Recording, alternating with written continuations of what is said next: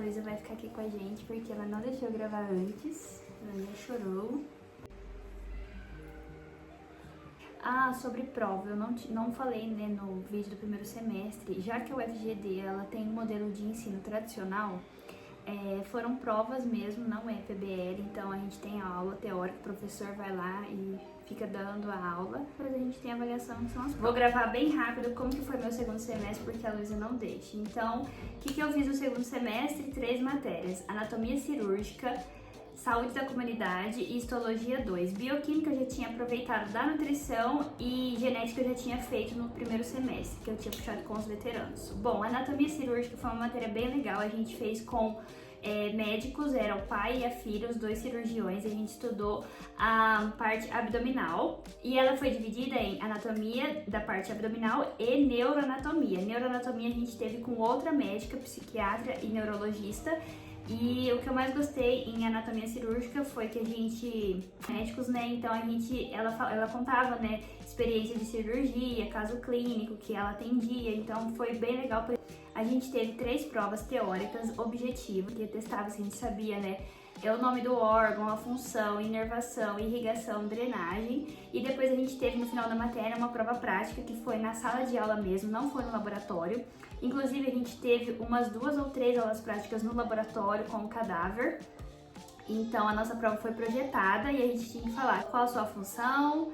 E foi isso, anatomia cirúrgica. Neuroanatomia, a professora, ela dava só aula teórica também. E o que aconteceu? A prova dela não valeu porque ela fazia perguntas diferentes para os alunos e baseado no que ela achava se estava correto ou não, ela dava uma nota muito baixa ou muito alta e no fim a prova dela foi cancelada. Mas foi isso em anatomia cirúrgica. Histologia, nosso professor foi o mesmo de histologia 1, foi muito bom. O método de ensino da UFGD é tradicional, então a gente tem a aula expositiva e depois a gente tem as avaliações. Histologia, a gente tinha aula teórica e depois a gente fazia aula prática no laboratório para ver a lâmina. A prova teórica dele foi muito difícil e a prova prática também. Vou até deixar aqui para vocês verem as lâminas, que a prova prática dele não era no laboratório. Projetava na sala de aula pra gente a célula e a gente tinha que saber qual era a célula, qual era a função, enfim, era isso, foi difícil. E teve 2 provas teóricas e 2 provas práticas e terminamos a matéria.